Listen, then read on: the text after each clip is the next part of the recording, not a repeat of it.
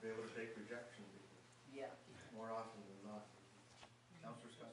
I think that was great, Elizabeth, to put that together, and I don't think there was any intent, I mean, I went the last time with John and Doug and Elizabeth to meet with the ministers, and I thought that was excellent. I think it's great to have set down stuff as there. One, we just need to make sure that we're gonna include in the budget, like we said. And two, I think we need to take a Tuesday, one of our Tuesday meetings, and have a total discussion on this as to how we should do this or how we should approach it. I think you've started the ball rolling, and I think that's extremely important. I'm sure that John would have a number of things too that he'd want to probably, I don't know, add to it, or maybe we've done some before and he just needs it to update. I don't know exactly what we need to do. So I think that's why we need a Tuesday meeting if that works out. Just so we can really just talk and. I think these are all good things that need to be talked about. And through the budget process, I don't know whether we have timing to go through a Tuesday meeting. I think we need to talk about that budget process and say these are the ones that we want to go off and put a presentation before. And like you said, staff is very capable of putting these presentations together and good presentations. We've had that in the past. You ask for a meeting, you don't always get the meeting with the minister, but you can have a few extra there and see what we get. It's a fishing expedition and we'll go on it. Councillor Russ? I just add to that Wilson, because I'm going to go Wilson again, which is the remainders for me, and somebody goes, and then you go there too, and it's a lot smaller shop. Yeah. You get to stand and have a transfer. Okay? So we will we'll receive these, I guess, and put them towards the budget process. Okay. Council report, anything further? Okay. Councillor Russell? I passed it around, I'm not sure where it ended up, but I have a thing that's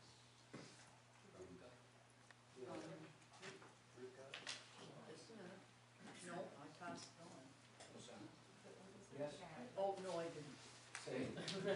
See, openness and kitty corner transparency. to me over here. Kitty corner to me, she has. Is that what Anyways, T's or T's? I'm glad you still got it. Anyways, I just wanted to make an announcement, Mr. Mayor, that one of our local artists, Cynthia McNair, you could just show, she was included in a national quilting magazine. We hosted her at the museum this year with her own quilt show. And one of the most interesting things about this is that her latest quilt she's working on, which is featured in here, she's just working on, happens to be former Laird farmhouse, which has been unoccupied for Tom, how long? Since 76. Since 1976. And Tom, when his dad passed on, he started cleaning up the lot. Cynthia drove by on the way to her quilt show because she came down on Sundays and talked to people. And she took one look at it and she decided it was the most wonderful thing in the world. And now she's featured in a national magazine with one of our ancient farmhouses. She's making a quilt about it. And I think it's just something that we should be proud of. We have such talented people in this community. And I just wanted to bring that to our attention. And, oh, sorry, she comes from Arcona. I apologize to the councilor, but I don't think, sorry. Anyways, thank you for that. Councilor McGuire, council report? Just got one thing here, there's an update on Highway 21. We're doing road improvement north and south here up to Hendrick Road. And one of the things they're looking at is bike lanes. Bike lanes.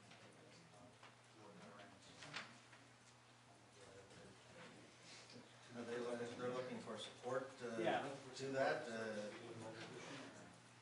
If you're prepared to make a resolution, please support that. Second by Councilor Bonstein. And they're making the improvements. Certainly that area, the wider road would be welcomed. I know there's a lot of pedestrian area up that way too. Okay, so it's been moved and seconded that we send a resolution of support to the MPO regarding bike lanes, Highway 21 North reconstruction. All in favor of that? That's carried. Thank you. Nothing? Just one more thing, we're having the open house for the short-term rental accommodations. It's 10 o'clock Saturday at the Grand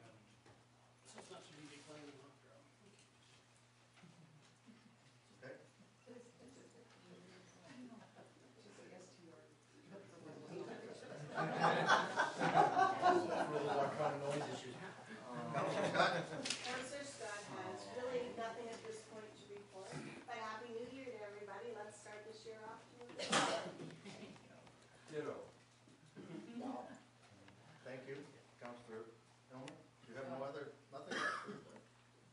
Dave took it all. Now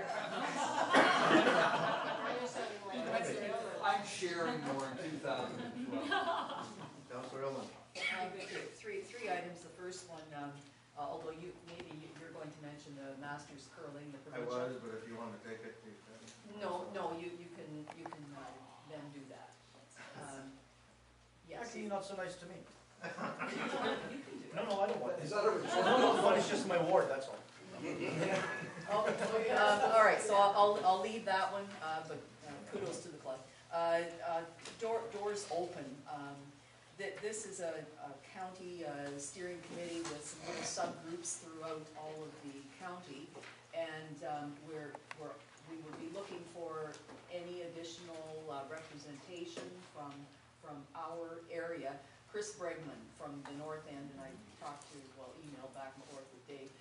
Chris is prepared to take that on. She's also coming back to the Communities in Bloom committee, which is marvelous because she's just so enthusiastic and such a worker. But she is also, with her involvement with TSL in the past, she's prepared to assist with the Doors Open program as well. So that's a nice addition for us in the north, and she will certainly represent the north end of Lambton Shores very well with that little group. We're targeting the 29th and 30th of September, by the way, for that particular event, the Doors Open event.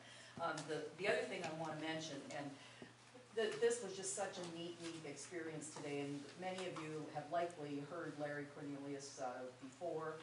Larry Cornelius and Sean McKnight came and met with Grace and Catherine and Shannon and myself this afternoon, and probably we should have probably invited the planner as well. We're sorry. And I think Larry, that's maybe more, he was certainly looking for that connection, but it was a really neat meeting. Sean and Larry have Trillium funding. There's actually 3 people involved in this, and they've got 3 years worth of $1 trillion to do this Return the Landscaper. It's rescuing native plants and restoring. So what they've done, I mean, he does a lot of work up here in the North End for folks on a private basis, but what they're doing with this particular venture, they're going to lots before developers go in and start digging and clearing and taking out the plants. So from 2 lots in Beach of Pines on Sandalwood, they've taken over 4,000 plants.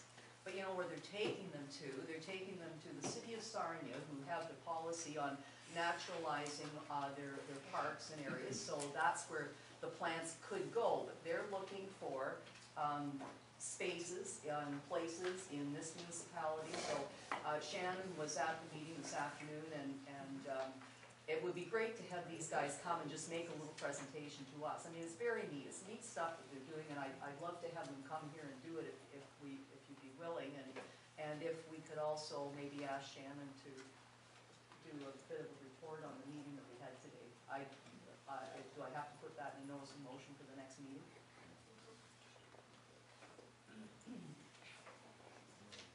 No, I was asking for. It's a new year. This is just, it's a real positive little thing, and you know, we can certainly, the stuff is there, it's free, and if we can maybe do something with our volunteer groups or whatever, but if we identify a plot and a spot, they'll come and they'll do the work to begin with anyway. Can I ask a question? How can we keep those species here? Or get Sarnia to pay for it? Well, that's part, they also will have, You're in conflict. they have a business plan down the road, but right now they're using their $1 trillion to run this program, but let's keep some of this stuff here. Yeah, but they will also do prairie restoration, so, you know, if we've got some open sun places and like lots like, the